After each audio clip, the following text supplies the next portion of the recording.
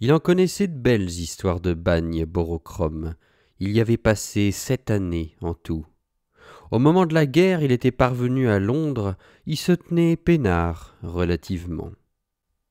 Tu vois, Ferdinand, j'ai adhéré à bien des partis, tous révolutionnaires. J'ai pourri en prison tant de fois. Ici et là, pour ceci, pour celui-là. Les prisons sont toujours debout, les partis ont disparu. Pourquoi adhérer encore? C'est une fatigue que je m'épargne. Je peux faire ça tout seul. J'ai plus besoin de personne, je sais. Je suis pas un traître, Ferdinand. Non, je continue, mais tout seul. On allait le voir continuer, nous autres, dans l'ombre de Trafalgar Square. Comme il était pesant et puissant, sa caisse oratoire craquait chaque minute et fort dans les moments d'animation. Il haranguait. Il avait du monde. Des gens pas pressés, des économes. Il s'époumonnait un soir contre la guerre, Borochrome. Le lendemain, c'était contre les produits pharmaceutiques, immense escroquerie permanente selon lui. Il s'en prenait aux fortifiants et prouvait aux auditeurs, flacons, pilules, formules en main, qu'ils n'en avaient pas pour la 20e partie de leur pognon d'une pilule. Et puis il revenait sur la guerre et tout l'auditoire se fendait la gueule.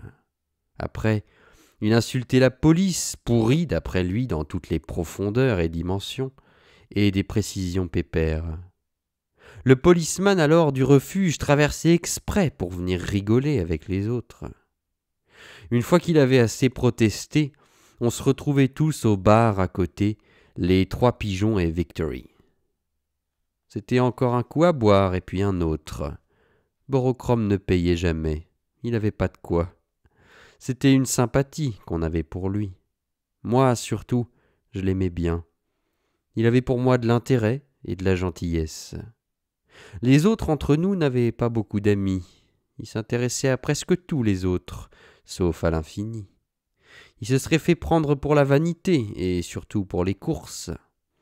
Boire, c'était pour eux le commencement de l'existence, ça ne comptait même plus, comme la respiration. Borochrome, en plus, il était bien documenté sur les mouvements de la politique. Il m'a instruit comment il y avait des classes sociales, et je m'en étais jamais douté. C'est un juif qui a découvert la chose, Ferdinand. Il demeurait pas loin d'ici. Il a tout expliqué. Je crois qu'au fond, il aimait pas les juifs, et le Marx en question non plus, même qui montait aussi sur la boîte à savon pour engueuler les socialistes. Il avait fait 18 mois pour eux. En entendant ça, il y en avait parmi les auditeurs qu'il traitait de bourriques. Tu vois, Ferdinand, plus rien à faire avec les hommes. Ils ont plus d'humilité. Ce qui leur plaît dans Marx, je vais te le dire, c'est le géant d'orgueil. Quelque chose comme Victor Hugo, tu comprends, un romantique, délirant avec des chiffres et des précisions. C'est triste. Il y avait de la jalousie. Pour vivre en définitive, c'était la charité qu'il soutenait, Stéphane. Tantôt l'armée du salut, un autre jour le secours de la pensée libertaire, au coin de Wilshire Street, enfin les Macs, pour tout dire, auxquels il rendait des petits services de correspondance dont il n'était pas fier. Il se contentait de très peu. Au fond, en plus de la justice, ce qu'il aimait surtout c'était les femmes, et quand Alou le faisait baiser à l'œil de temps en temps avec une nouvelle, son Ursule même se l'appuyait les jours d'un front.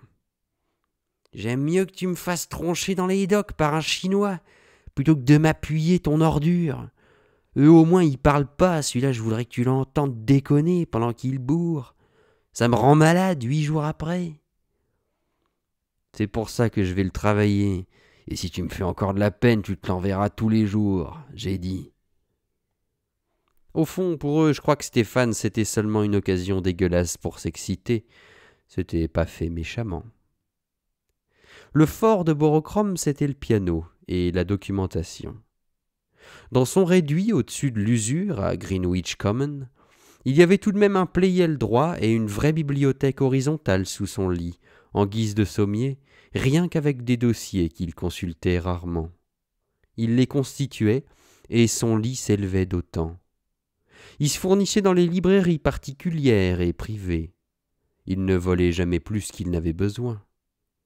C'est rare quand dans un livre, plus de 20 pages valent la peine d'être emportées.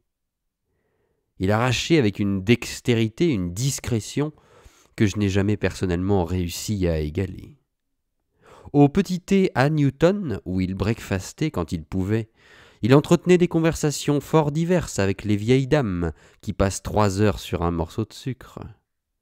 Elles lui demandaient jamais ce qu'il pouvait faire du reste de son temps. À l'occasion, il se rendait aux divers meetings de l'insurrection qui se tenaient aux 4 coins de la ville. Il restait alors des 3 jours dehors, y couchait dans la rue. Orbitane s'inquiétait.